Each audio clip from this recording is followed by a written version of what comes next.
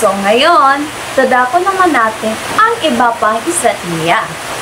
Ang ikwento mo, isaliksik mo. Ito ay sumasalamin sa kahusayan ng mga mag-aaral sa paggamit ng wika sa komunikasyon. Mahalagang malinang ang mga mag-aaral ang isa sa kasanayan sa pagsasalita sapagkat ito ay naging kasangkapan sa pakikipagtalastasan. Ginagamit ito ng mga guro upang matukoy nito ang pagiging matatas ng mga mag-aaral sa paggamit ng wikang Filipino. Bukod dito, mabibigyan ng pagkakataong ang mga mag-aaral na maibahagi ang kanilang sariling karanasan, kwentong nabasa, at kwentong napakinggan sa paraang masining. Ito rin ay pamamaraan na mailipat ng mga mag-aaral ang kanilang natutunan sa aralin. So, ang estratehiyang ito ay isang paraang ginagamit upang malinang ang kahusayan ng mga mag-aaral sa pagsasalita.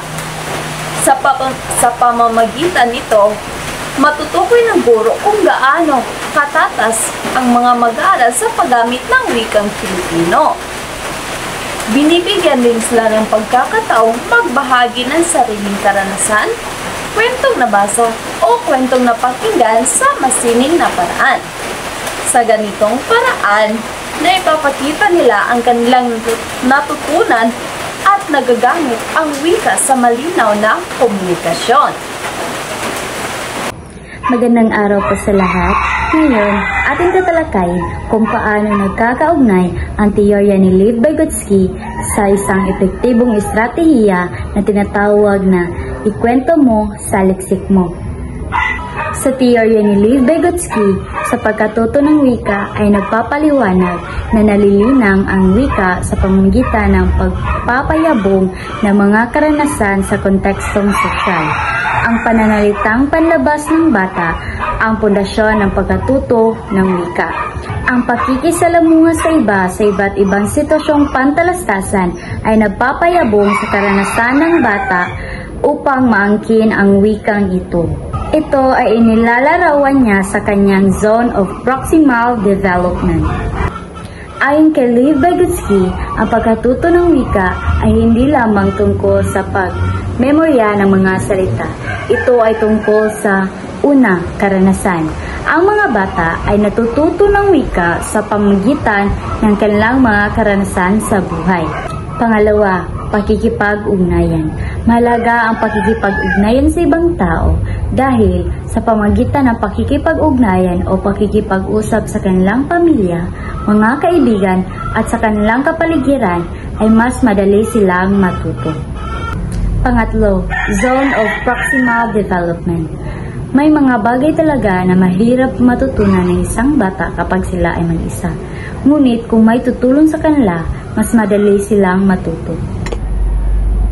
Sa pagtuturo, ang guro ay nagbibigay ng mga gampaning nagbibigay pagkakataon sa mga batang magsalita, gaya ng pagkumpleto ng mga di natapos na pahayag, pagsasalaysay ng sariling karanasan, pagsasagawa ng talakayang panel, o interview hinggil sa paksang panlipunan.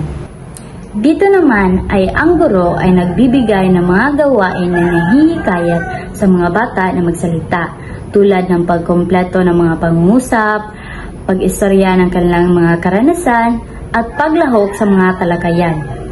Ang guro ay tumutulong sa mga bata na matuto sa mga bagay na mahirap lang matutunan na mag-isa.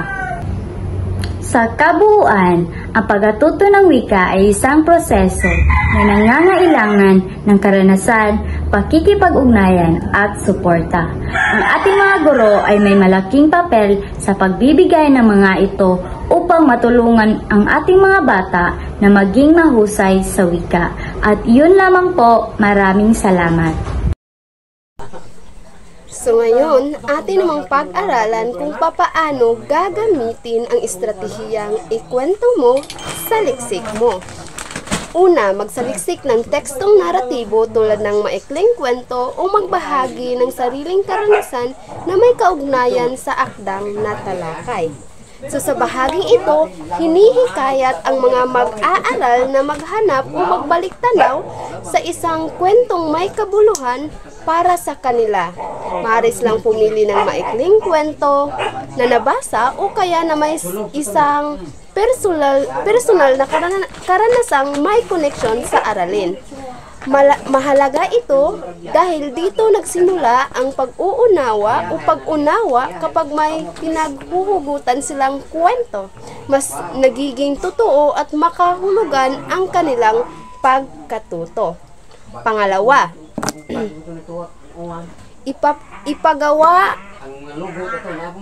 ipagawa ang masining na pagkukwento ng isahan.